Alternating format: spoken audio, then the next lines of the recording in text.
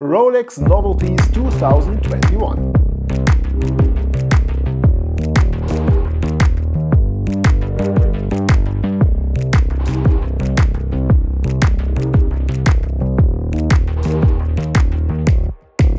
Hi, hello and welcome my friends to the ROLEX Novelty video 2021. So what is going to be updated and what maybe is going to be discontinued? This and more we're going to discuss in today's video. Let's go!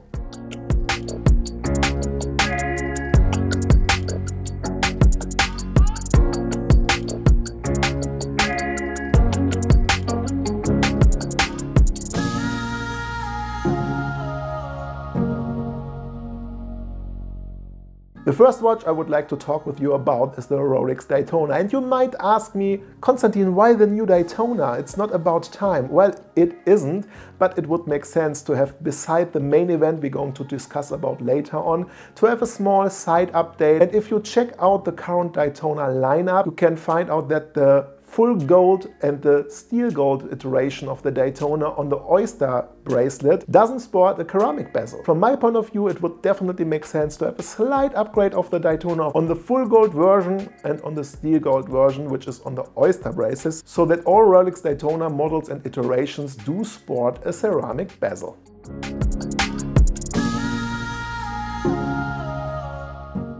The second watch I would like to discuss with you is the ROLEX MILGAUSS, and the ROLEX MILGAUSS is on my radar since quite a while. Why? With the presentation of the meta-certified movements from Omega with 15,000 Gauss, the MILGAUSS is a little bit outdated, and I'm not sure whether Rolex is going to make the move and make an upgrade of this watch. But I'm also eager to learn about your opinion. Do you think Rolex really would discontinue such a watch, which from my point of view as well is an important sport model in this line? But I think as well the MILGAUSS is a candidate to be discontinued because it's not up to date, it's a little bit difficult to sell. It was never the top seller from Rolex. 1956, Rolex did make an update of the MILGAUSS. Before, the watch did sport a bidirectional bezel in black. Afterwards, they released a version which did sport a steel bezel. So it's very alike to the current iteration. From my point of view, it could make sense to continue, but on the other hand, they did have difficulties in the very beginning of the watch to sell it, and right now it's also not the most loved sport model from Rolex. I'm not 100% sure what move Rolex is going to make. I'm eager to learn about your opinion.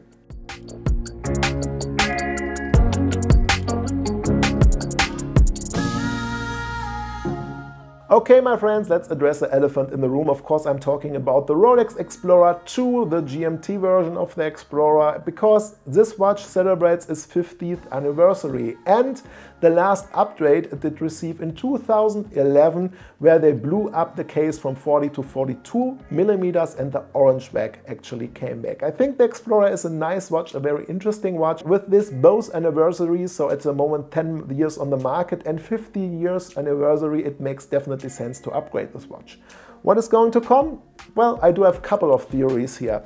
First one is of course a ceramic bezel inlay, and this is something you could see for a couple of years already in the watch forums, and I think this would make sense. I am myself more a fan of the steel bezel with the Explorer because it has its own charm, but still I could imagine that Rolex is bringing a ceramic bezel to the lineup. Another change I would imagine is that they reduce a little bit the diameter. Rolex is slimming down the horns, the line. A good example from my point of view is the Datejust 2. They released the Datejust 41. The same with the Day-Date 2. They released the Day-Date 40. The proportions are a little bit more pleasing right now. The same with the Submariner. Yes, they blew up the diameter from 40 to 41 millimeters, but the lux and the proportions look a little bit more pleasing. The former iteration of the Sub was every time a little bit more chubby. The current iteration is a little bit more elegant from my point of view. I expect that Rolex is going to reduce the diameter of the Explorer to 41 millimeter. Why that?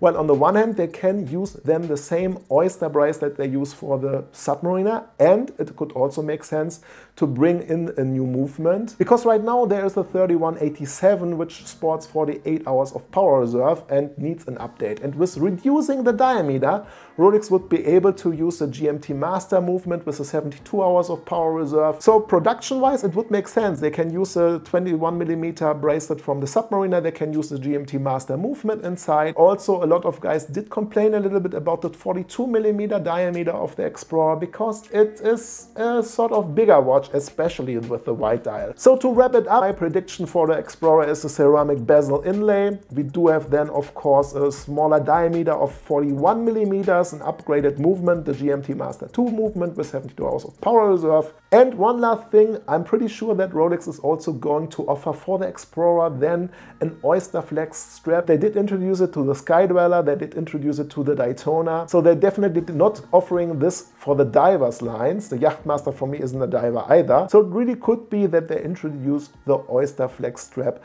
for the Explorer 2. Okay, my friends, this concludes today's video about the possible Rolex Novelties 2021, and I'm eager to learn about your opinion. Do you agree, or do you have further ideas what Rolex is going to present this year? Share this with the community and me in the comment section below. My friends, I wish all of you now a very happy weekend, a good start into the new week. I look forward to see you in the next one. Say goodbye and auf Wiedersehen. Euer Konstantin. Ciao, guys.